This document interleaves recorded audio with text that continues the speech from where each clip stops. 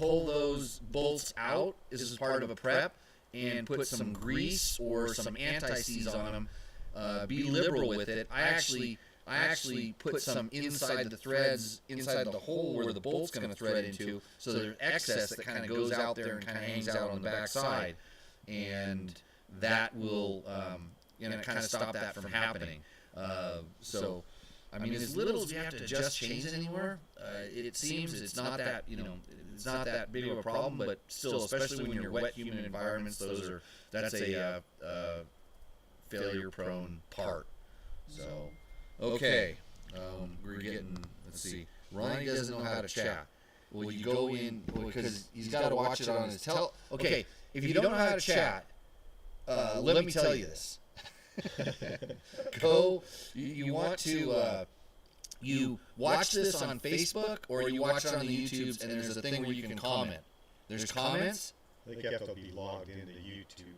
Yeah, you can't be watching you can on your TV. There's ways you can do it, but then you have to have a keyboard, and if you're watching on a TV, you can't do it. But if you're on your computer or you're on your phone, or watch it on the YouTubes, but then go on your phone and go into Facebook. Find us on Facebook and leave a comment there, and it pops up. If we're live, it pops up and we see it. If you're watching this afterwards, it's best to go onto YouTube. Find Dirt Bike Test channel on YouTube, and then comment away. And if we don't see it this episode, like if I don't see it right now, we're going to have a segment on the show where I go to the YouTube comments and we answer all the questions from all the videos that we do. Because we're like that. We really want to help you out. Allegedly. So, and then Todd Kelly says echo. I don't know what that means, but we have an echo? Maybe you have an echo. Everything we're doing here sounds absolutely perfect. Somebody else mentioned where they're from. I couldn't see it. It popped up. It went across in the chat on the one screen. But if you send us $100 million on the through the app or whatever, I know you can do that. Like you can be a super fan or something. I will get all of these technical issues sorted out. I promise. I'll hire some kid and I'll give him some of that money, but only a little bit of it.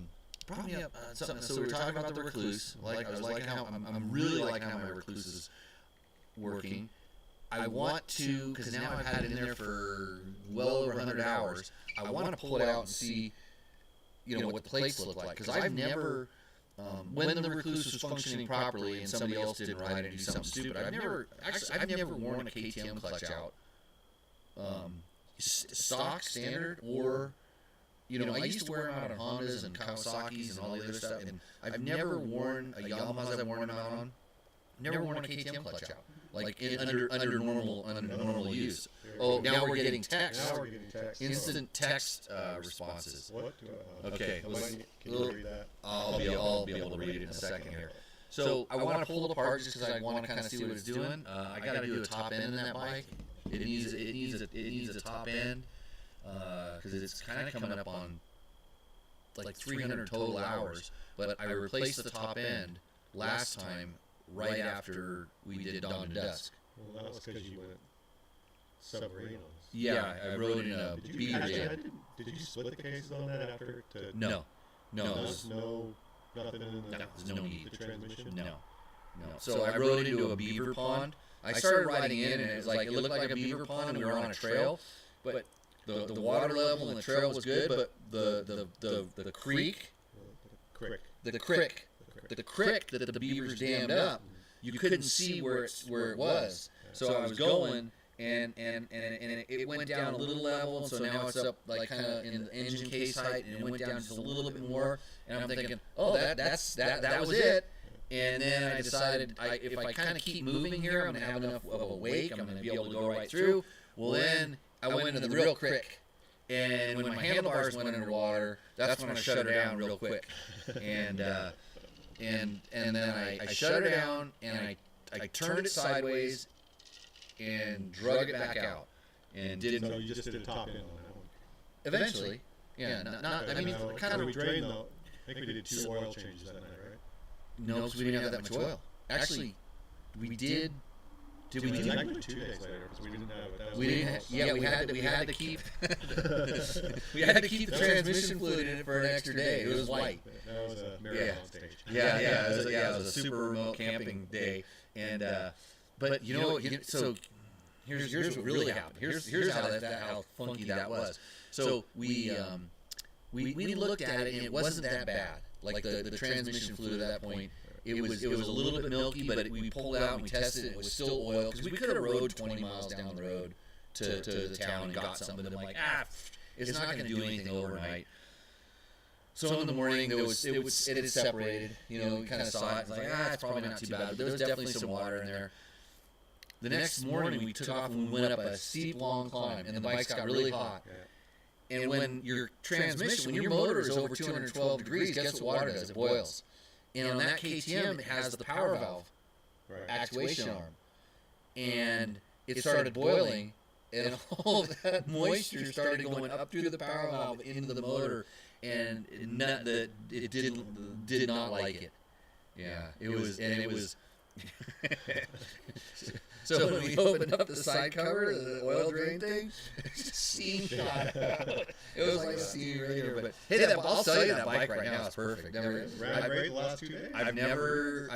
So the next day we changed oil 2-3 times, and it was fine. But when I got home, I pulled the top end apart, mostly because I'm pretty sure when all the water went in there, maybe it took some dirt or something in with it. I don't know, but it didn't obviously. But the piston it was time to do it just in general. Echo. Wait a minute. If we've got another person saying echo, then I've got to figure out how to turn something off. Input capture? What about? Tell me if the echo stops now. Actually, you know what? We could watch it. I can watch it live on this thing here. I know how to fix. Ask Ronnie if there's an echo. Just get him to call in. Yeah, you could call in and tell us what's going on.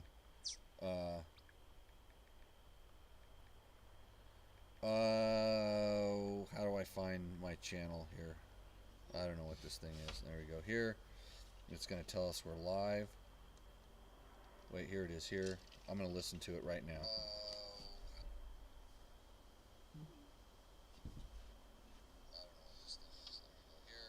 I stopped. I fixed it. Thank you. Yeah, so we can fix things on the fly. I'm expert at 5 out of the 10 things I try to do in my life, and this isn't one of them. So, okay, thank you, everybody. We'll try to fix our other problems later. Echo's gone, according to Dave Clark, one of the guys we wrote today. Oh, okay, good. Hey, thanks, Dave. Yeah. Glad safe drives home, by the way. Yeah. That was my riding it into a beaver dam story. So, okay, what was it? We have a question, a guest question. Text in question about those wonderful recluse or the reeds, the reed valves, the reeds and the thing. So here's the question: why do the reeds in the air boot of he's talking about a KTM 500 EXC XCFW get popped out when my KTM 500 XCFW backfires? And why is it backfiring to begin with? Am I supposed to be able to insert the reeds at will, or is it a struggle? The name of the game. So it shouldn't backfire. Does he have stock exhaust? Yes. Yes, stock exhaust. Maybe a little bit more prone to backfiring with the stock exhaust than one that's a little more open. But if you put a big exhaust on it, like a big open exhaust on it, they tend to backfire more. Does that bike have the throttle positioning unit on it, or the throttle positioning sensor? TPS? Yeah, for sure. Did he change that?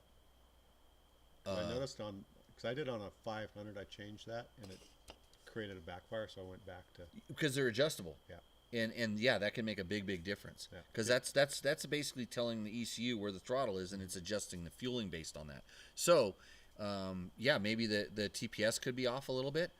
There's ways to test it with there's a computer you can plug into it. There's tools you can buy that plug into your ECU that'll test TPS, and that's a really critical adjustment because my KTM 500s don't backfire. I've never had one that backfired a lot unless it had an air leak or something goofy with the exhaust, or something was going wrong with it. Right. So what happens is the backfire is because it's not jetted properly. There's valve overlap, and it basically, the fire inside the cylinder lights the intake charge before it gets in there, and there's all that pressure. Well, that reed, what it's actually doing, because it's there to reduce sound, is when that backfire goes out, it hits that like a wall. It's like a closed door, and it wants to, that's the idea of the reed. Why the reed increases the torque on the motorcycle is because it's like a very slight supercharge effect.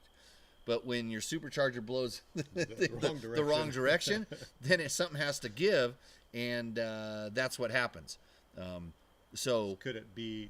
You mentioned valve. Could valves be out, or is that if the intake valves were tight? I mean, it's so rare on those bikes, but yeah, if the intake valves were tight and it was like kind of that was the beginning symptoms of it, that could be a problem. But yeah, they're not meant to come out. They're actually lightly glued into the factory, and I run them on all my bikes, or most of my bikes, and the only reason I take them out is because Ronnie was asking me the question. And no, mine didn't blow out. I had to yank him out. He wanted to know why he couldn't get his out. His had blown crooked, but he couldn't get it out, or he couldn't get it back in. And I'm like, no, they come right out. And so I pulled mine out. I tore the glue out that I stuck in there, and I pulled the ring that sets in there, kind of holds it, and I started pulling out. It's hard to get them out. Yeah. I remember on my last 500, I had the same thing where they blew out. So I tried to pull them out, and they broke. When I pulled you broke the reed cage. The cage. Okay. Yeah, because you've got to, the way they go in there, they kind of go around a corner and hook in, and you got to kind of pop them out. You got to flex the boot pretty hard to get them to flex out. But I mean, if you think about, how much power an explosion makes, it's not hard for a very instantaneous explosion to pull them out. So mine had like 500 hours on them, and when I took it out to look at them, for your buddy Ronnie there, I noticed that the corner of my reeds were starting to fray, and I'm like, oh, better take these things out.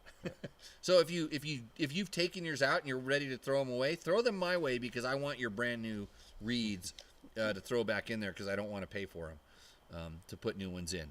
So, and I'm sure out of our 2 million listeners, 1.6 million have pulled the reeds out because nobody listens to what I say. So riding without the reed, will it be a pig? Or no, it actually bottom. Most so because people listen to their bike instead of feel the power, it will feel and run better for most people. That's what they think. I don't listen to my bike. I feel what it does, and I promise you that with the reeds in, the first, when you're especially when you're on-off throttle and you're doing really technical stuff up to about a third throttle, the bike has more torque at lower RPMs. Like for every RPM, the torque is increased to a certain point. Once you start getting up to a third throttle, after that, there's no difference. And then once you're 3/4 throttle and up, the reeds are restricting the intake track, and you're losing power because of it. So I just know where I ride my bike, and I want the advantage most of the time. And I had them in there even when I was down in Mexico doing pre-running the Nora 1000. When I'm doing rally stuff in there, I have them in there because I just like the way the bike runs, and I don't need all that power. My tires last longer. Yeah. So all the things. So let's see. So we've got a question there. I'm going to look at the chat. Hold on. I see your question there. Diane says, my brand new 500 EXC blew the reeds out also. I can get them back in far enough for them to. I can't get them back in far enough to stay anymore. Okay, Diane, that's exactly the same problem that Ronnie's talking about, where that rubber ring that goes around the back of them, that has to sit flush inside the cage, and like I said, you have to work them in there. So what I did was I put them in there, and I put the back corner of the reeds. I put the back corner of the reeds more towards the shock, pushed it in as far as I could, and at that point I pivoted it in and popped it back in. So you're going to push the reed cage kind of up against the shock inside the boot, and then at that point you pop. I think what you said there, corner in. Because of the corner, you have to push on that boot. Yeah. Because of that, it's hard to get it in there. I remember doing that on mine, and I think that's why it blew out, because it wouldn't. I couldn't get it seated in there properly. Right. Once it's in. Yeah, and it like, so. I wonder if, I mean, technically, I mean, I've got them back in. I pulled them out and put them back in, and then I take that little rubber ring and I put like a E6000 or E3000. It's kind of a really good adhesive glue in there. I let it sit in there for 24 hours, and mine never come out, but then it doesn't backfire. Robert Pfister has a question. He says, just bought a 2000 YZ125 as a project bike. Currently trying to figure out why the Kickstarter gear is not engaging with the idle gear. The Kickstart assembly components are fine, not sure what to do. So Robert, we'll go through you with this. So you're gonna have to text, throw this back in the chat. So you're talking about if you have the assembly in your hand, when you turn the thing, it actually throws the gear out, the engagement gear out, so that it spins it. Because a couple things I can think of off the top of my head is a lot of times that when you install those, if the spring that kind of keeps those things from engaging all the time, if the spring isn't set properly with the right tension in it,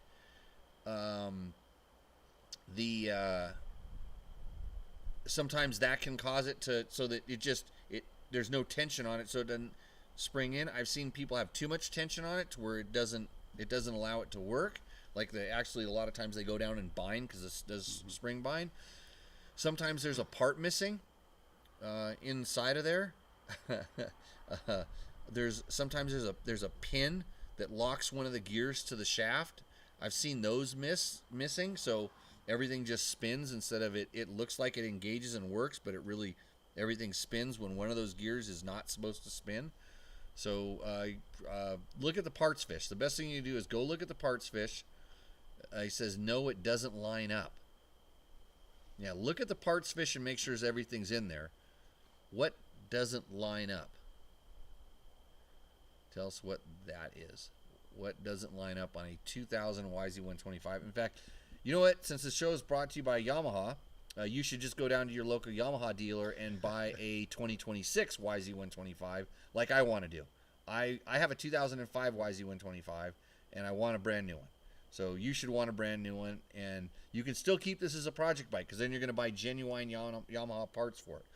They're the best, and it's amazing how far back you can go and get parts for some of those bikes. Let's see. The idle gear and the kickstart gear don't line up. So usually the shaft has a we call it a timing mark on it. Mm-hmm. The shaft has, so that there's only one way to get those gears on there. Make sure that usually on it. Get those, make sure gear, a dot on the shaft and a dot on the gear. Make sure that those gears are lined up with that. Hopefully that helps you out there. I'm kind of at a loss for anything else, because I mean, if you were talking about a Husaberg, I would just say, well, your Kickstarter's probably broken in 2 parts already, and you don't have to worry about that anymore. Just bump start it. Jared Beck says, what's the best chainsaw for clearing trail? A big ass gas one. I think it's the M18 is the bigger one. Yeah. You had an M18 and an M12, I believe. You had 2 sizes. Yeah, and one was a 6 amp hour battery and the other one was a 12 amp hour battery. Right. They're 18 volts. 18 volts, but 6 amp, 12. Yeah. and so we ran. No, we had battery left yesterday. Yeah, we had half of the big battery. Our battery yesterday, our small battery was what, 4. I mean, well, no, we went through that one big one. We did it. That was a 27-inch. Yeah, it was a big tree. Yeah, we did one big tree, 2 cuts on one big tree, so it would be like, and then we did what, 4 or 5 more like this, maybe 4 more. You know, the 6-8 inchers, and the battery was dead. And then we put the big one in there, and that lasted the rest of the day. Yeah, lasted the rest of the day. Nothing big though. But the heat, I think it's the heat in the motors. Yeah, because we were running it hard. It ran fine for the first tree. It never did anything. But afterwards, it was tree.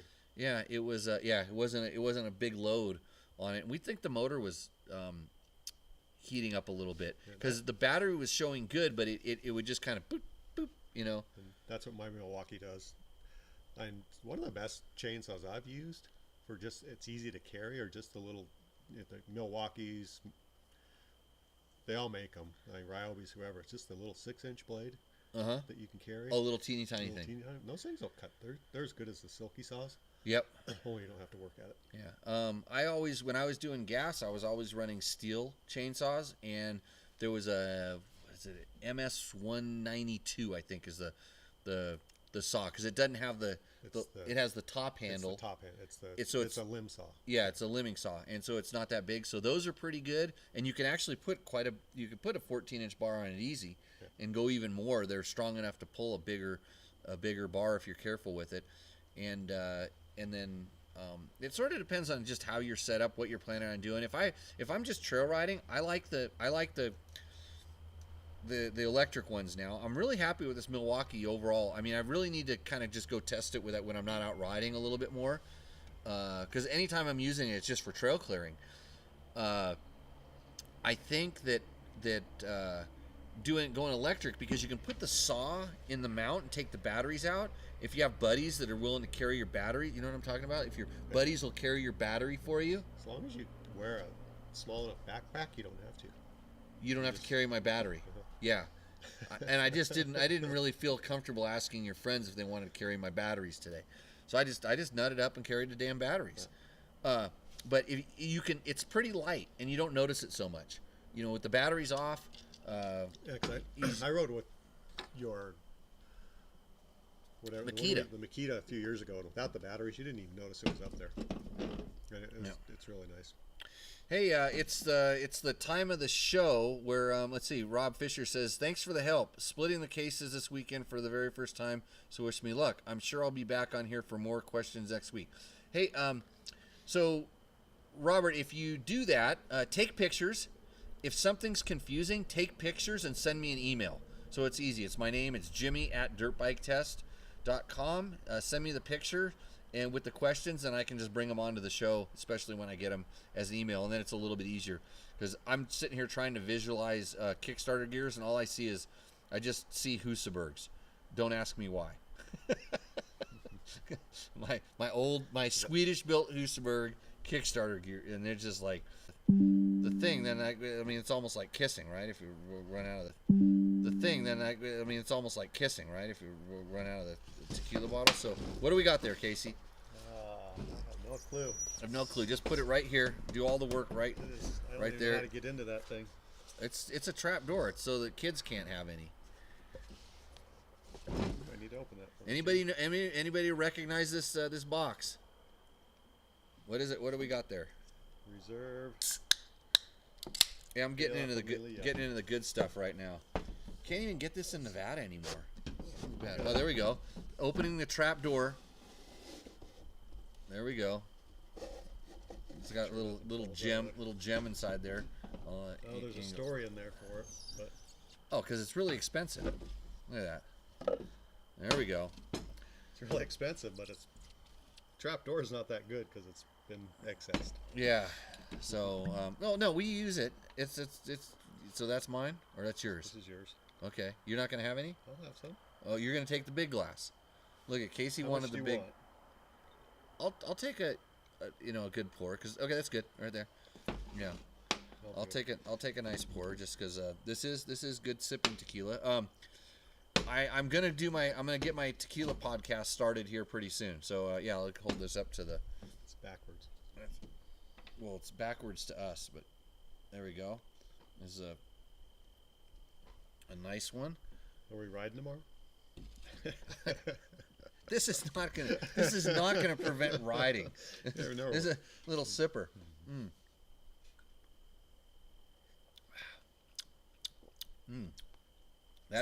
That's actually really good. I'm not a big Cuervo fan, but they do right by that one for sure. Okay, so on to the thing.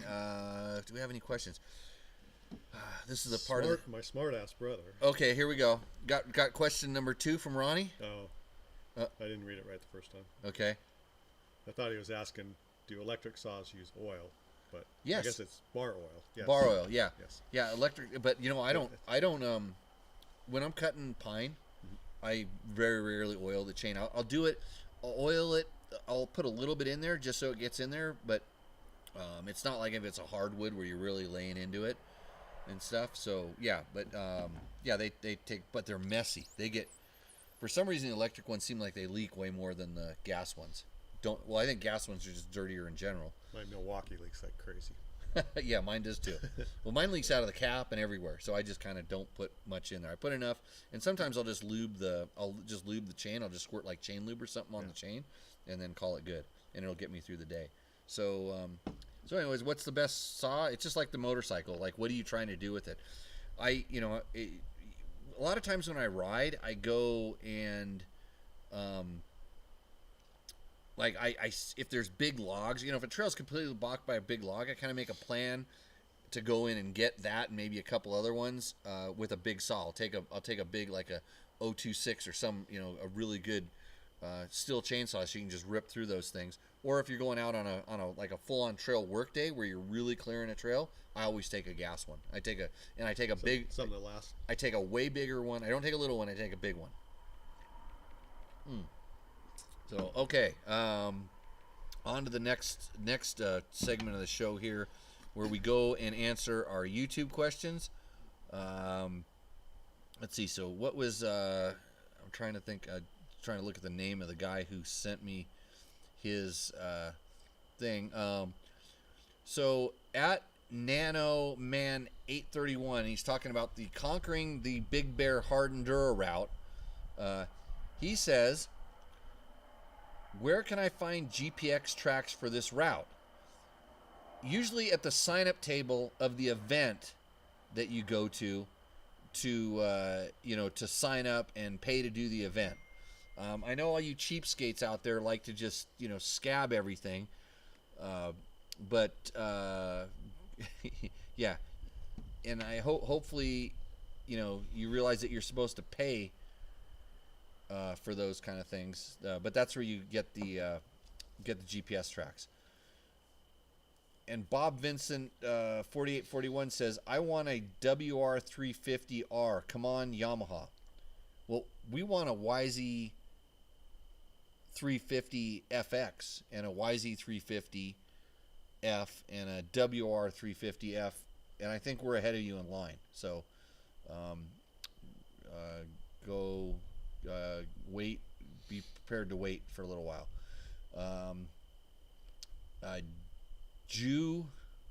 Ja 7025 says, modern 4-stroke enduro platforms now have great flexible engines, especially the middle weights like Sherco TM Fanex 300 to 450 comparison. And yeah, 350s are good. I randomly switch back to riding a 350 every once in a while. 500 is kind of too much for trails. The 300 2-stroke is so good, and it has way more power than the 500. I mean, just I rode 500s rideable for years up here and thought, why is everybody complaining about them? Until I got a 300, and it's like, why did I wait so long to get on a 300? But then you get on a 350, and it's like, okay, a 350 is way better than a 500, except you don't have that torque. Right. And you just kind of like learn to, not that you. It's just when you're doing the really technical stuff, it just doesn't have the torque that the 500 just lumber right up, and you got to pay a little bit of attention with it with a 350. Have you ridden the 150s much? Yes. No torque. Yeah. They're. I mean, it's better than a 125, but just especially when you start getting up there in weight, and at my weight right now, that's a different subject. 200s were good, but 150s were no good, and that's the problem. Is I compare for smaller kids, though. When you're talking about it, 900, 120, 125 pounds. It still just doesn't have the and the way they come on.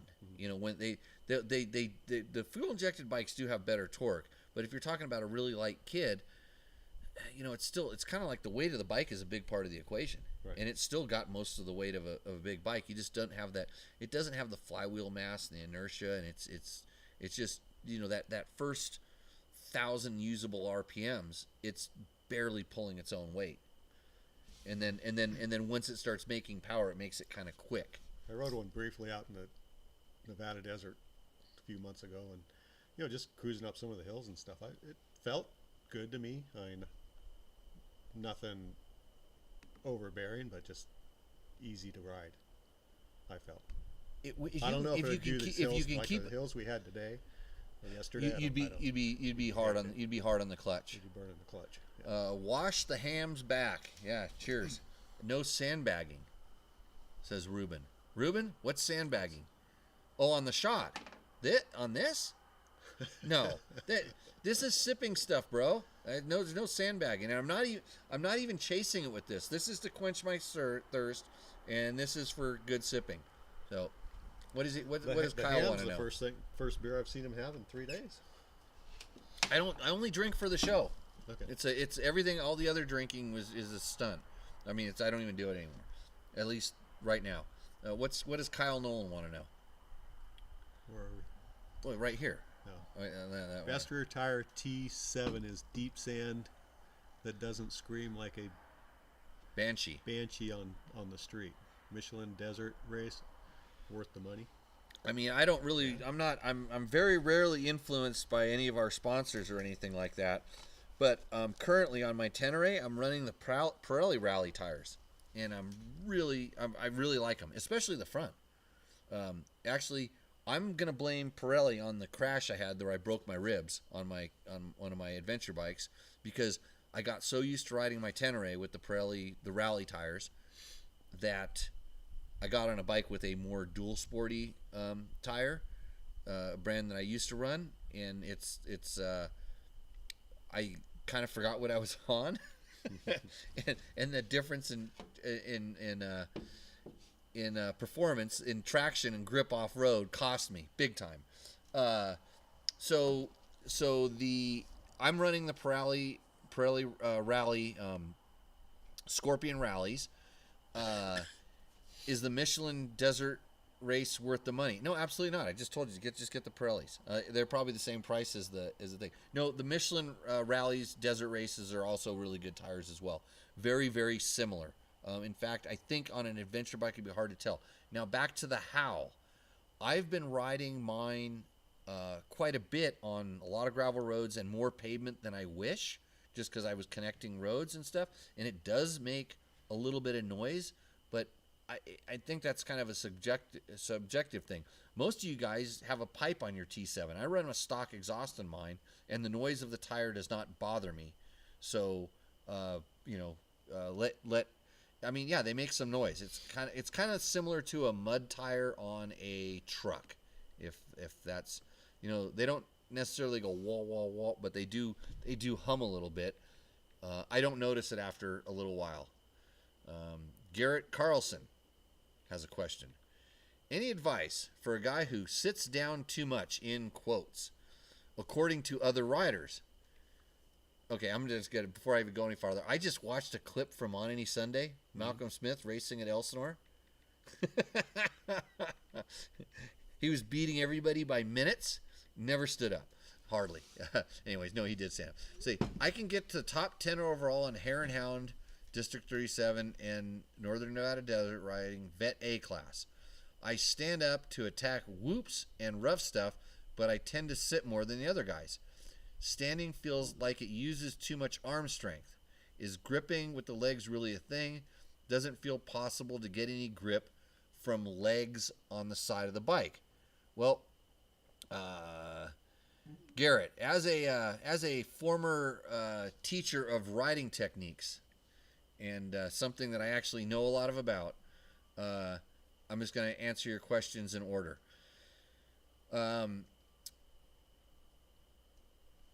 You stand up to attack whoops and rough stuff, but tend to sit more than the other guys. It doesn't matter what the other guys are doing. It's what works for you, okay? So that's number one. And if standing feels like it uses too much arm strength, it's because you are out of balance. You're falling off the motorcycle and you're using your arms to hang on. So you're not really standing up. Even though it looks like you're standing up because your butt's off the seat, I promise you, you're not standing up, okay?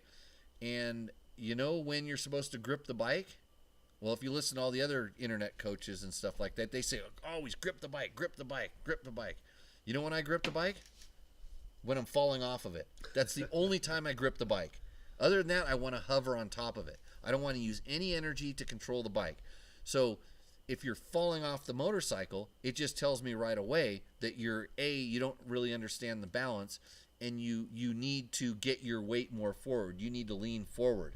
And you're saying, well, doesn't that make the front end put more weight on the front end? Yes. So that means you twist the throttle harder, and then the front end comes off the ground. And so you start using your throttle to control the attitude of the bike and allow the bike to move underneath you, and you don't have to hang on to it.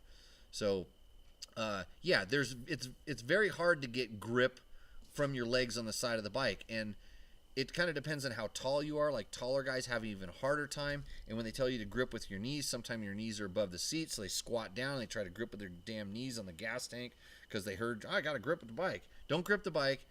Hover over the top of the bike and make sure you're in balance. And JB Black, who I'm repping no thing. Hey, how's our good team with the bad name doing? That's what I want to know, JB Black. Steg pegs can help you lock onto the bike with your legs. This is true, as well as other varied assistance applications. So steg pegs will give you an index point that you can use, but if you got to imagine this, your bike is a very dynamic thing, and it's moving up and down and back and forth, and if those steg pegs start to push you forward, it's going to put you in an awkward position.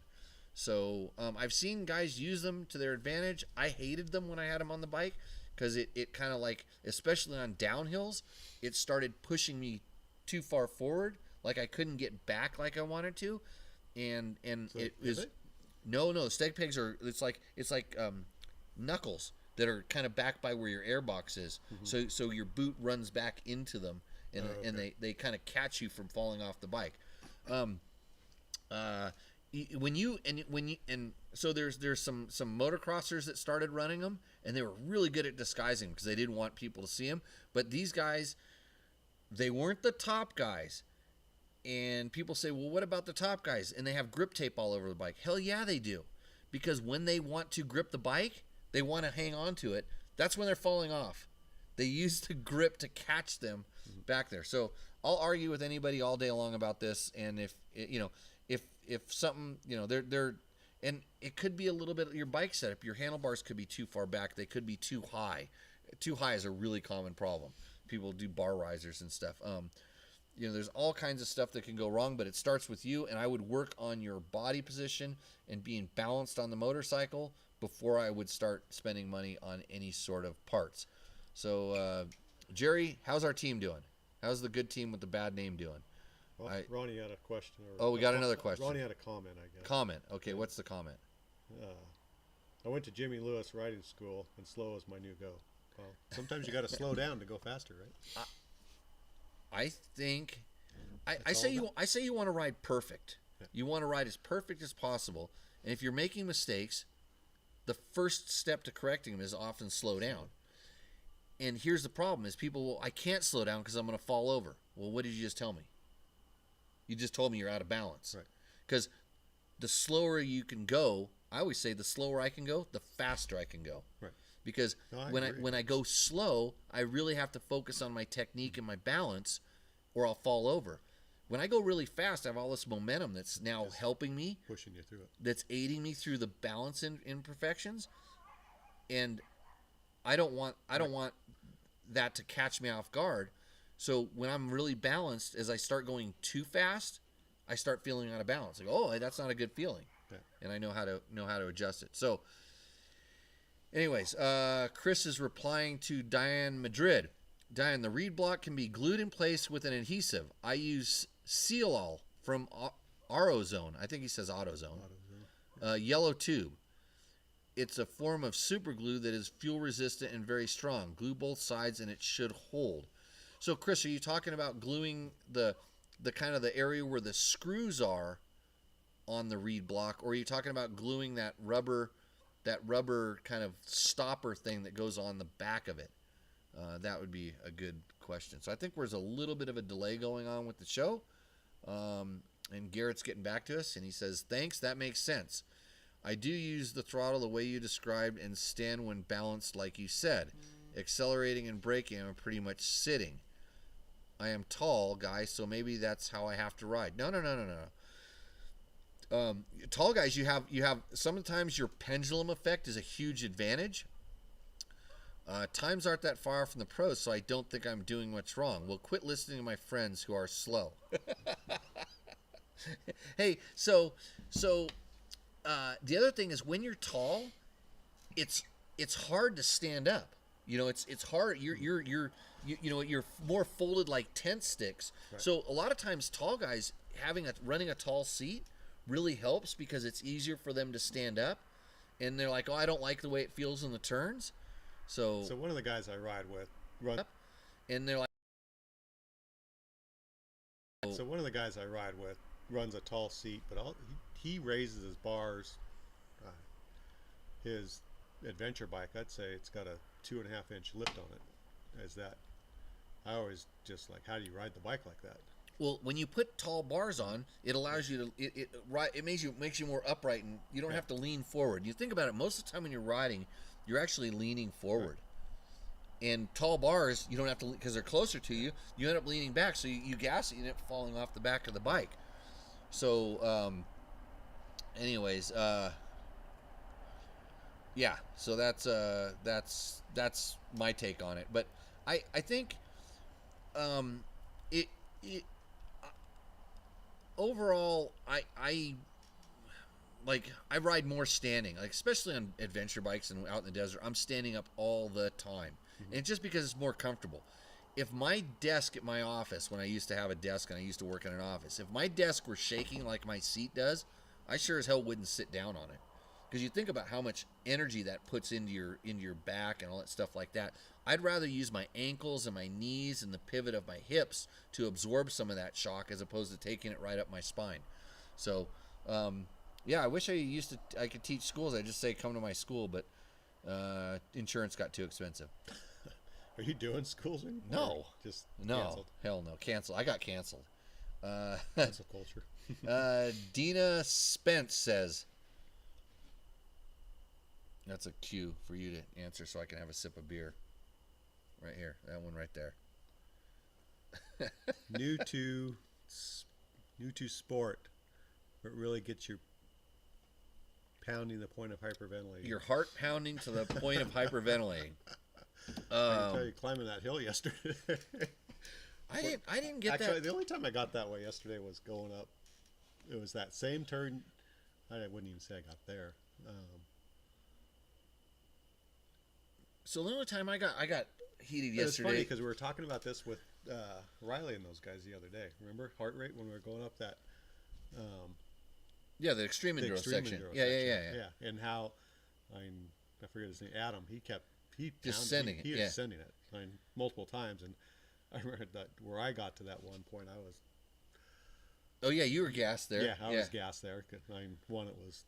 Well, I kept stopping. Yeah. I would just go, and then when I felt my heart rate rise up, I would just stop. That's actually interesting because that was one of the things when you challenge your. What's the point? At the heart rate, if you can't recover, that's when it's real problematic. It's problematic, Yeah, and that's but where we got on that hard enduro section. I think she was like, what really gets your heart pounding to the point of hyperventilating? Well, you shouldn't get there. Yeah. You shouldn't get there. And if you are getting there, something's wrong. You know, you're outside of, you know, your normal. I mean, unless like, you know, your cat calling you for dinner makes your heart pound to the point of hyperventilating, then you've got a problem. Oh, what was Riley saying? This is 180 at that point. Yeah, which is. I bet you mine never got over 140 going up that hill. But I did because I got hot. Yeah. Oh yeah, because you had to turn. You went the wrong way. Had to turn your bike around down in the canyon. I thought I had a secret spot, section. To good line. Yeah. Oh, don't worry. I found all those. I was good. I was good at that. I think that, yeah, you whatever it is making you uncomfortable. It's if you're hyperventilating. Yeah, you gotta roll back a little bit and figure out what's causing that. I mean, sometimes you're going to do a new jump or something like that, or you're going to kind of go over something, or I don't jump. You don't jump. Yeah, maybe there's just something that might be a little timid and stuff like that. And if it's going to make you hyperventilate, I wouldn't do it. Yeah. I just plain wouldn't do it. I'm trying to think. There was one thing I had to push the bike or move the bike around where I got a little bit. I felt the heart rate kind of come up, and I'm like, oh, I'm going to get through it. And I pushed it a little extra to get through it. And I'm like, oh, that was too much, but it wasn't. You know, I from all the training I used to do, and then especially when I was trying to do ultra running, like long distance running, like the worst thing you can do is run your heart rate up high, because you're never going to recover. And so I taught myself. I felt what that felt like, and it's like an alarm goes off. And that's what I used to do when I trained a lot. I'd push myself to that, just more for see how fast I could recover. But that was on the bikes or whatever like that. Just to try to run it up there to see what that feels like. I mean, that's part of training. So okay, back to the YouTube questions, and David Moore. Just more for.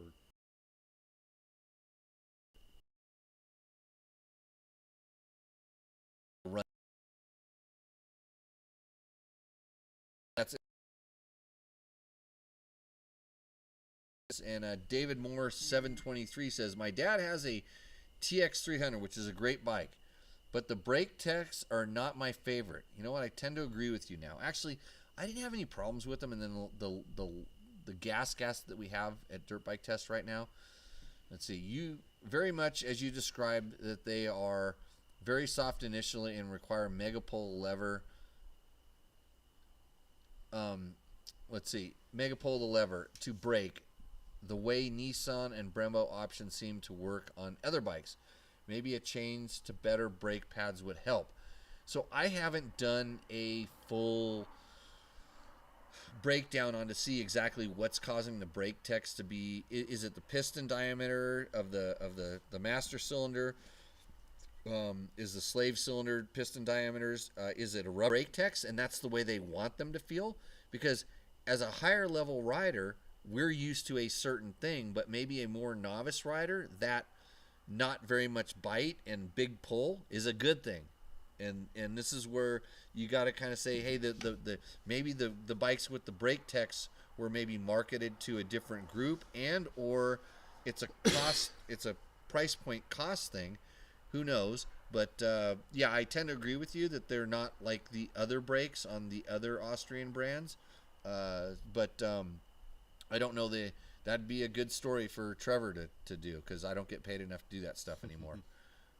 We'll see what happens. So informative videos more people should watch. 3, of course. Like I try to tell people this all the time, but then they just hear me talking and talking and talking and talking, and what do you know? Like I said, they kicked me out of the town meetings where I ran over my 3 minutes. Todd Beecham, in all caps, says, I have 2 black and white ones. He's talking about a bike, by the way. 2023 models. They are a great little bike. I bought it too because I know they would go up in price, and they did. He's talking about the Honda XR150. Okay. Glad you outsmarted the tariffs. Stark Varg first test. Oh, here we go. Nice video, says JNew3755. Your summary was very well said. That was good because I did it while I was riding. Did you ride one of those? A Stark? Yeah. I did, and I put it on video. You know anybody else has ridden one? Not recently. Let's see. What is it? It says you can ride it once, but not twice. If you ride it 2 times, then it wasn't a mistake. Okay. I didn't ride it a second time this time. I noticed you didn't get on it the other day. No, it's fine. I had my own. No, bike. actually, the bike itself. You know, it felt good. Oh wait, you rode one? I may have thrown a leg over it for a minute.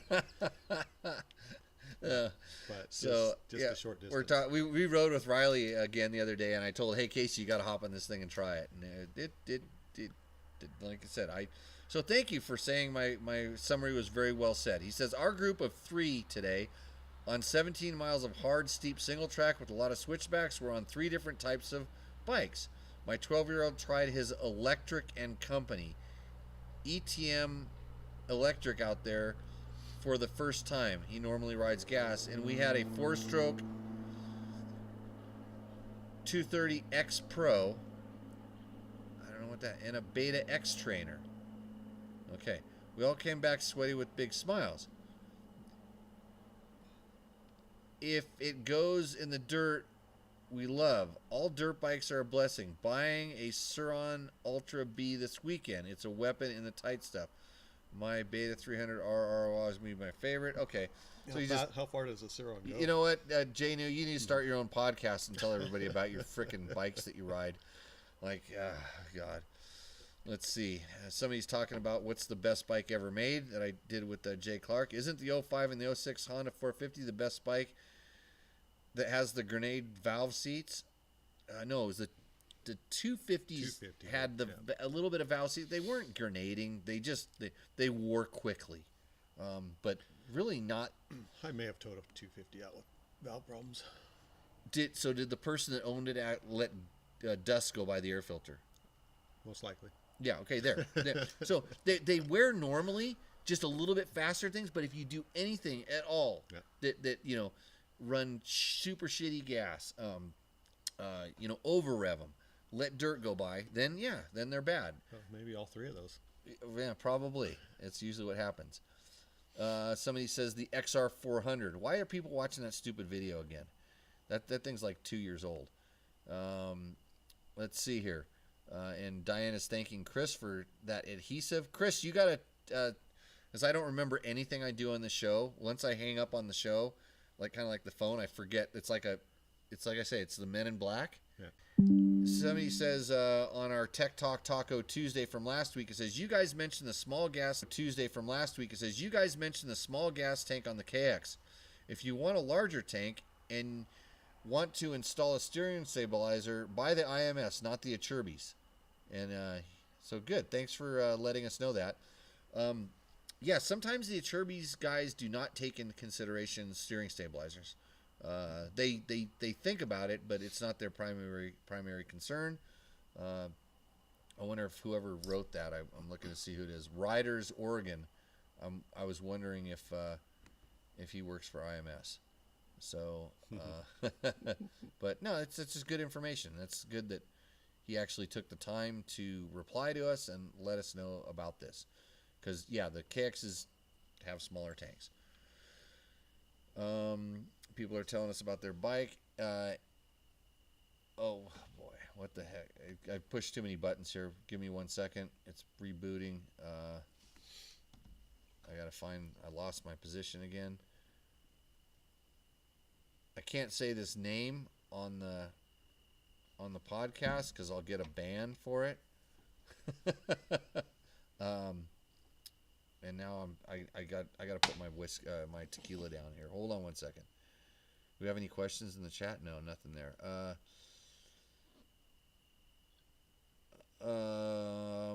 Let's see.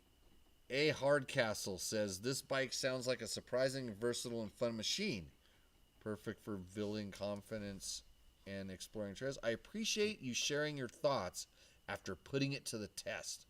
Well, that's what we do here. Which one's that? It was an XR 150 video. Oh, okay. Let's see.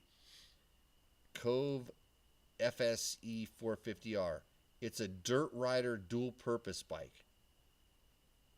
Okay. Let's see. And that's a mosquito. I'm going to get bit here. All for you guys doing this show. All the suffering that I do here. Let's see.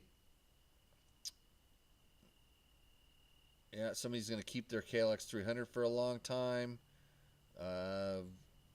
Arzo, Ozo 111 says, I think I've had most dirt bikes out there, and in the end, it's hard to beat a 300 with a solid map and a system on.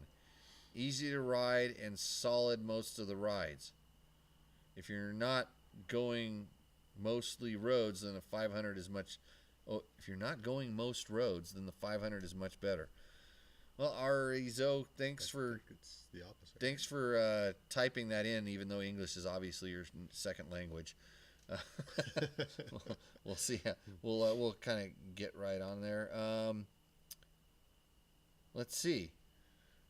Kellogg Gaming says, I can't find any info, and he's talking about his free mods for his KX450, on how to upload a new map to my bike. Was hoping someone could give me a quick rundown on what to do through some quick steps to point you in the right direction. Owner's manual. I promise you every bit of information you need is in the owner's manual, not hanging out on YouTube. Which means we should just cancel ourselves, right? Download that today. Yeah, if you were in the chat, I could talk you through it. But there's an app. Does Kawasaki? Yeah, Kawasaki has an app. I have it on my phone. It's not as good as the Yamaha app because I think you have to pay for it, or you have to pay for it to work with your thing. But Yamaha sponsors this show. Look at that. That's the Power Tuner app right there. And if you had a YZ450, actually a WR450, I have all these maps, and it's trying to connect to the internet to find all my maps. These are really good maps that you could have. Can you JL version 4? those? I could send it to you. I could text it to you. I could email it to you. The Yamaha, and everybody can have this app. It's free. You don't even have to have the bike. Can you download the map to it? I Wi-Fi it to my bike. Really? Yeah. And that's just Yamaha? Yamaha's the only one that's free, I'm pretty sure. Jimmy's getting freaked out about bugs out here. There's a lot of weird bugs. Like, we don't have these in the desert. That thing's trying to eat my leg. That one. That was a big one. So anyways, Kellogg, just go down and buy a Yamaha, and then you don't have to. It's like all right there. It's easy to do. Just Bluetooth your bike, huh? Yeah, this is one of the best.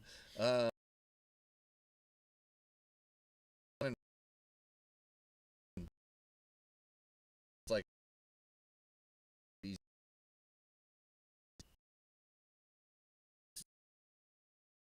One of the best things about the Yamahas is especially like it's crazy what you can do, and so these are all just different maps that I made for even my WR. So you make the maps. Or Yeah, they give you a few of them, and then I tune them. Yeah, you can if you say, hey, it has too much throttle response, you can add a little bit of fuel here and take some ignition out and do that and send it. It all works really good. Back to our XR150 video, which is getting lots of views. Oh, shot it, says, after a year of watching videos, I settled on this Honda XR 150L as my first ever bike. Sadly, Australia have just changed the rules. You can no longer get road registration as the 150 engine does not meet emission standards. I'll just have to keep driving my 3.6 liter V6 car instead. Well, that's a bummer for you. Sounds like California. Yeah, it sounds like. I'm glad that Australia is finally catching up to California. You should take that Newsom guy down there, because he'd probably go down there in his like hot yoga pants and we'll send him for free. Yeah, take over. Yeah. That was good. I think I'm gonna have a little bit more. Been waiting for that. Okay. What else do we said? I did a review on an AJP PR7 last year, and David Bravo says, great review, Jimmy. $1 million question. AJP PR7 or Cove 450. Street legal. Thanks. AJP, that old Husky? It's got the old Husky engine. Yeah. It's their own frame. It's a Portuguese design. I don't know exactly where it's built. Portuguese design frame. It has a big, kind of a 4-gallon tank. Right. Under. It's raining now. That's a good thing. We'll take that. It's a good. I just want to make sure the computer's not going to get wet. Does that thing over there care?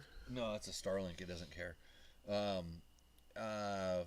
I would go with honestly, I would probably, just because like that kind of bike, I want to go do some like longer roads and stuff like that, and I would go with the AJP.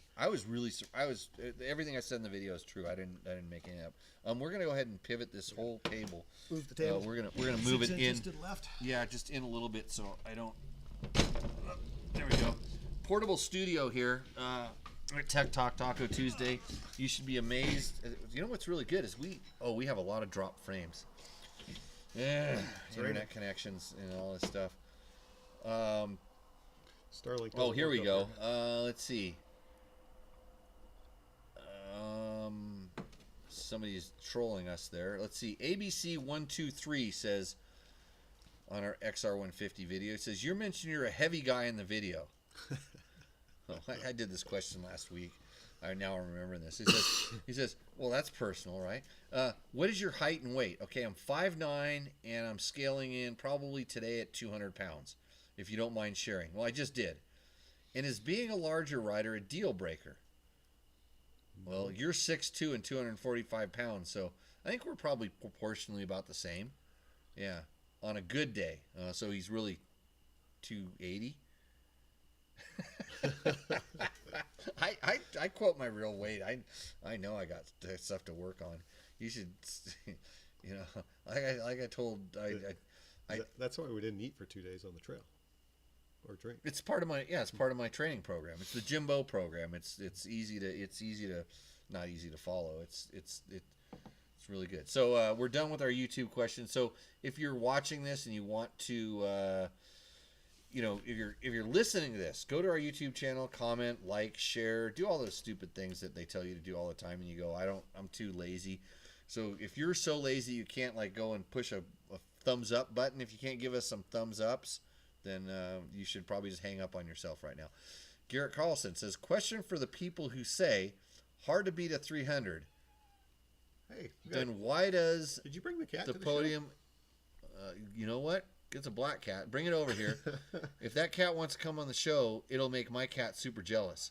The cat's like, I don't know whose cat this is. Yeah, I bet you. I mean, you only have one close by neighbor, but yeah. So we got pussies. We got pussy on the show tonight. As long as the pussy eats the mouse, I'll be happy. Yeah. Hey, you should go hang out at my motorhome, bro. There's a lot of food in that thing. Pick that for cat you. up.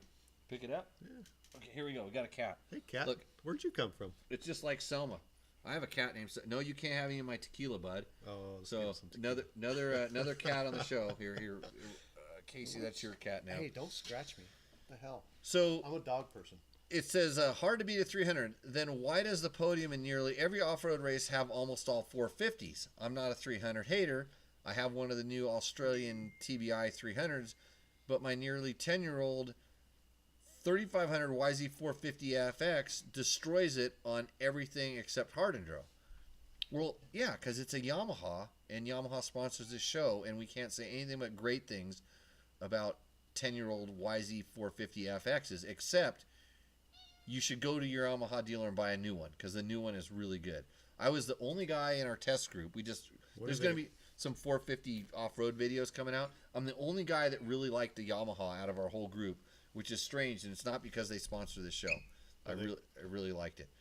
Okay. Are they going to come out with an electric start on the Yamaha? 2 strokes? We're not talking about. Yamaha doesn't have. We have to completely dismiss 300 2-strokes because Yamaha doesn't make one. I mean, there's no way that I would say anything good about the bike that I was riding all day today because it was orange. I have to say bad things about it. Should we talk about the brakes? That was just a Chase Sexton moment. I know, but evidently, I figured, going down a steep hill, I was wondering who was going to run out of brakes first, and that would be you. Maybe it's the weight. I don't know. Oh, the tequila's finally kicking in, huh, Casey? Yeah, cheers. So But it was a steep hill, so I'll give you that. I was riding my damn brake, but the since that bike's been underwater and a couple other things, it's 2019. It's been used. I've never done the brake fluid, and it was cooked. It was bad. It was bad. Looking at the color of it today. Yeah, the way it was coming out, it was bad. And so I had to. It's raining. It's raining, you stupid cat. You just shut up. I'm trying to do a damn podcast here. So yeah, I realized well, first of all, it's been a while since I've been on like a 4 mile downhill, and I just wasn't thinking, and I was constantly dragging my brake on that particular bike. I've backbled the front a lot, and it seemed like it was sitting for a long time earlier in the year, and I noticed the front brake wasn't that good, and I actually had to do the thing where you zip tie the lever, where you put pressure on it, lever, to zip tie it, to kind of, because I think it just got dirt in there or something. But anyways, so the brakes weren't great. I'm going down this long downhill, riding the rear brake, and I'm kind of noticing my front brakes getting soft, because we were kind of boogieing down there. I noticed the front brake getting soft, and I'm like, hey, I should probably get off and back bleed it. 30 seconds later, I used the rear brake. It worked, and I lifted up, and it came back down on it, and it was just went shoot right there. I'm like, uh-oh, I really got to do this. And luckily, There's plenty of logs to stop you. So. I still had front brake to slow it down. So I slowed her down, got her stopped, and then here's what I did. My brakes are overheating. And it was mostly because I was dragging them. But evidently, if you're a super high-level rider, your KTM brakes could fail. We saw this with Chase Sexton. Chase and Jimmy are in the same league. Yeah. I'll get on the other. So here's the tech tip that you're going to get out of this. If your brakes go bad, especially your rear from dragging it or something, and you're going down a hill, stop. Right. Compress the caliper. Yeah. Use your foot and compress the caliper and pump it back up. Compress the caliper, pump it back up. So you're going to get that super hot fluid out of there, and you're going to get the hottest fluid, and it's going to mix. You're going to pump it back and forth and pump it back and forth. So I did it 5 or 6 times. My brakes came back, and then I was really careful because the caliper's still hot, the rotor's still really hot, everything. And I did the same thing to the front and the front got way better right away. I mean, the front, there was definitely air in it. When I opened that front up this morning, because shocking alert, I actually worked on my bike today. I bled all the fluid out of it. Good. With a 8mm wrench. The gas station special? Yeah, 8mm wrench and just regular .4 right in the top, and there was no special tools needed. One 8mm wrench to open the banjo bolt, and the Torx wrench to take the cap off, and the pliers to pull the cap off. Just bled it out. Actually, most of the way I was bleeding it out was I cracked open. You saw what I did. I just cracked and left it open and just kept filling it from the top. Right. Because the pressure is gonna push it down. I'm not worried about getting. You don't need any special tools. So I just rebuild the brakes. They work perfect today. So okay, so back bleeding when they heat can give you a little bit more time, and then you can also be more careful with it, and then get a little more time. I used to when I was doing ISD qualifiers and stuff, we would have some of these long terrain tests that my brakes, especially on my XR250. Would get hot. Do cats do this, Jimmy? Yeah. You just made a friend for life. About to have a little pussy in my lap. And I would back bleed. I would stop in the special test and back bleed it once, because it would make when I could start feeling it getting mushy. She's got the claws out there. Dude, this cat's like vicious. Yeah. Just don't touch my drink. Don't touch my drinks. Get out of there. So anyways, that's so back to the whole KTM Chase Sexton thing. People are asking me, like, what do you think really happened? I'm like, I don't know what really happened. I wasn't there. I watched it on TV. What I really thought happened was, when I first saw what happened, I thought something in the front brake locked up. That's what it looked like. That's what it looked like, just from the video. Okay, I thought the front brake. But then I'm going to go ahead and go. I waited till some information press release came out. They said that their data showed that the rear brake didn't work. Right. And then he used the front brake to try to slow the bike down, and he went off the jump with the front brake locked. the strange thing was Not is gonna that lie, I did that today going over one of those water bars. I'm like, oh, don't lock your brake up going over the water bar. oh, so now you think that's a Chase Sexton It's a Chase riding Sexton. style, and It's since just you're riding a KTM, you got to do that. Yeah. I'm gonna get Front this brake cat out of here. over the I don't mind the cat. It's not bothering me. Can't have people food. He needs to kill mice. Oh, that's true. Well, there's nothing much left in there. I actually need some more of that. I didn't need enough. You got to feed this monster underneath here. So, but what was weird is when he got up, the front brake never unlocked. And there's no explanation of why that happened other than they said maybe in the crash something happened. And I could see that it crashed. Something got stuck in the lever or whatever. I don't know. I would really like to talk to them I wish they would give you better information, but then again, but the thing is now that the information was kind of incomplete, I'm just going to theorize that if you're an extremely high level rider, you might have problems with your KTM brakes, like I did yesterday. Yeah, but I fixed it. I think. Or 3,000 foot descents. Yeah, dude. so maybe I need to come over there and bleed Chase Sexton's brakes if he comes back to racing, but who knows? So I don't like to talk about racing unless it involves myself. So, okay. I think we've answered the majority of the questions. If anybody has any questions in the chat, but anyways, so Garrett, I don't know if we got to the bottom of his question. Why are 300s better? And his YZ gets 25 miles to the gallon, and the 300 gets 15 miles a gallon. Well, your 300, something's wrong with it. Because what are we getting? 27? 4, yeah. And we're riding tight technical trails.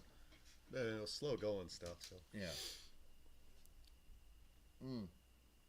So, why does everybody say 300? Like, they're not, for the top racers in desert, they're not better. No. They're absolutely not better. There's some guys that go fast on them.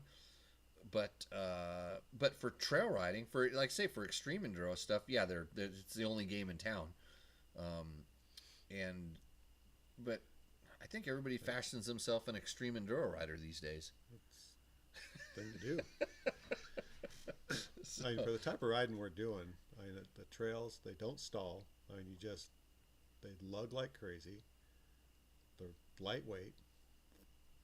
I know they're quiet. They're quiet. Yeah. Yeah, they're maneuverable. They have pickup. They go when they want them to go. For trail riding, I think they're really good. And I'm just the kind of person that in my riding a lot of times, I've kind of found like I'll enjoy riding a two-stroke because last time I was up here, I was on a 450. 450 dope. Yeah, which was the wrong bike for up here, by the way. It was horrible. But I just said, hey, that's what I want to. I wanted to actually try it. I wish I would have brought my 250 up. I wish my 250 was a 350, but it's the same thing. But it's just the 300 is just really good for trail riding and recreational riding. I don't know. Beta's having to go with a 350 two-stroke motocross bike right now. Yep. I'm really surprised that the newness of the 300 two-stroke, the KTM SX, is that style of bike. Isn't more popular, but it's like the same thing. I think guys like, I'm going to switch to a two-stroke, and they ride it and they realize it's not as fast, and they get beat a little bit, and then they go, I'll just go back and get a four-stroke. But yeah, they're not. I don't think they're better. So Garrett, I think those people are probably.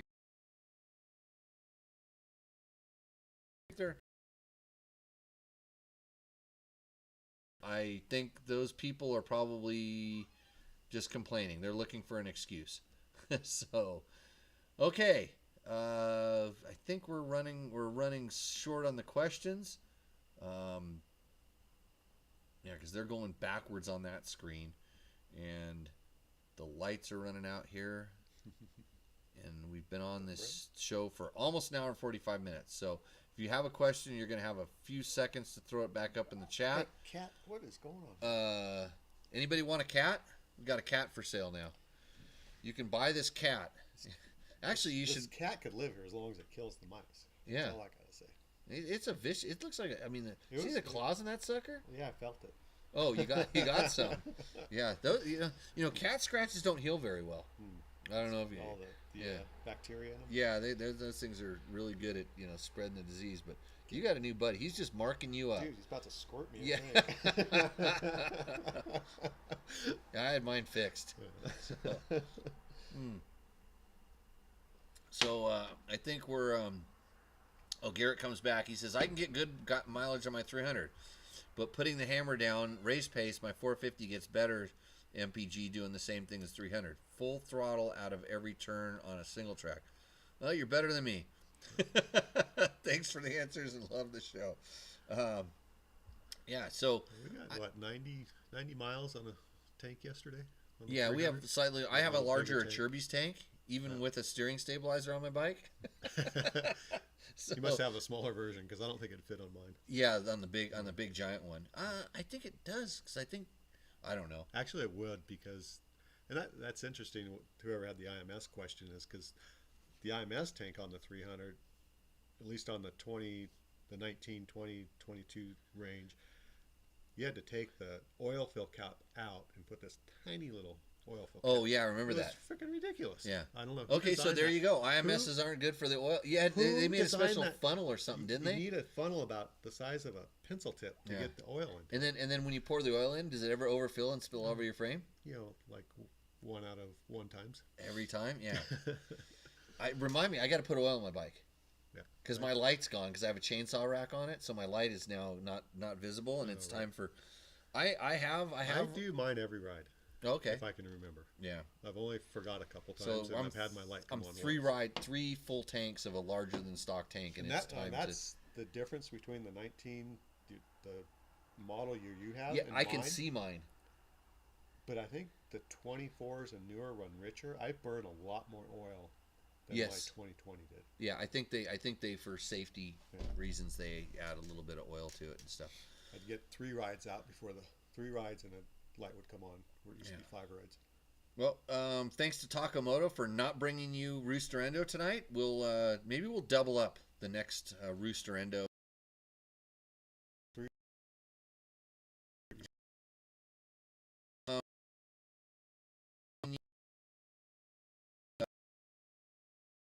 Rooster Endo bounty, which is Takamoto gives you $100 if your Rooster Endo bike is our favorite.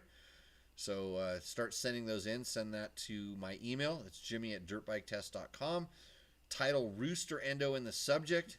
Send us a picture of your bike. It better be a good picture because I'm picky ass about that. And tell us a little bit about the mods you did and why you did it, or not. And then we'll put them on the show, and you can potentially win some products from Takamoto. That's takomoto.co. If you're thinking about going skiing in the winter, I know a guy. Anyways, might have a deal. Let's see. Hey, Diane says use a turkey baster to fill the oil so it doesn't spill. Hey, it's got to be a small turkey baster. Even a turkey baster, it has to be small. Yeah, I got rid of that bike, but I agree. That actually would not be because I've tried to make funnels and it wouldn't. Right, I thought they sold it. I thought they gave you a funnel. Maybe they started doing it after everybody complained. I did a syringe with a little thing to put it in there. Yeah. No, they did not give you a funnel. Okay. But I think maybe after a while, after everybody complained. Just don't get rid of the regular oil fill cap, and you'd be fine. Yeah. Yeah. Well, you should just delete it because that makes the bike slower. You know that, right? Hey, there's a bug up there. I thought you were going to try to steal my beer. I'll do either a bike park ticket or a ski ticket for the next Takamoto or the next. Okay. The next winner. Next winner. How about the runner-up? Because the winner gets. Well, that's probably almost worth more than that. But we'll get that on the thing. We'll lay out all the prizes because if we give stuff away, people watch the show. Yeah. If we don't give anything away, they just hang up on us. So thanks everybody for joining in. It was awesome coming to you live. Almost getting hit by lightning. I almost got wet, which since I'm a witch could have been really catastrophic. I would just gone poof, and we'd be all done. But hopefully we'll get on a show next week. I'd like to thank all of our sponsors. Of course, there's Bulletproof Designs. If you saw how many things I hit with my motorcycle today, thank God I had all that Bulletproof Design products on there, especially the chain guide. Bulletproof needs to give some bulletproof for your thighs and arms. There's a couple pudgy sticks in there today that were dangerous. you got to ride slow enough to go around them. Yeah, that's why I carry a tourniquet. Yeah. I carry a tourniquet in my backpack, and it's not even. I actually stopped once thinking, I hope those guys made it past one. And my tourniquet is not in the package. It's out and it's looped. This is important. Another important tech tip on Tech Talk Taco Tuesday. And Peter Postel wants to know it's over. Yeah, it's over. You're not here. It's over. I just want to know what the deal is on that 890 you just text me. Oh, is it a deal? Anyways, so I have my tourniquet, and it's pre-wrapped and looped up. It's not in the package because the time it takes you to do that could be the difference between a couple quarts of blood. I don't want to talk about that, but yeah, punji sticks are a thing. I know. There was one today that got very close to me that scared me. Ugh. Yeah. Well, your buddy. No, he hasn't been back since. Oh, that was his last ride. That was his last ride. Yeah, he got a tiny one in his foot. Well, I spent 14 days in the hospital afterwards. Yeah, well, his nurse didn't do a very good job of cleaning it out. Well, that's because I took him to the vet, not the vet. Yeah, he went to the vet instead of the clinic. So and Peter, no, it's not speak up. It's like you're old. You need to turn your volume up like all the other old people, okay? All the other old people that watch this podcast turn the volume up really loud.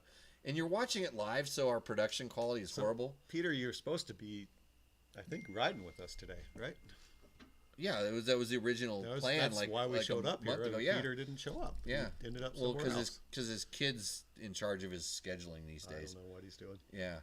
So his kid was asking questions on the show last time here, and I tried to get him dialed in, and then I don't think he likes my answers because I want him to work a little bit harder at getting the solution as opposed he just wants to buy something or have his dad buy him something. Yeah. So how many flat tires, Pete?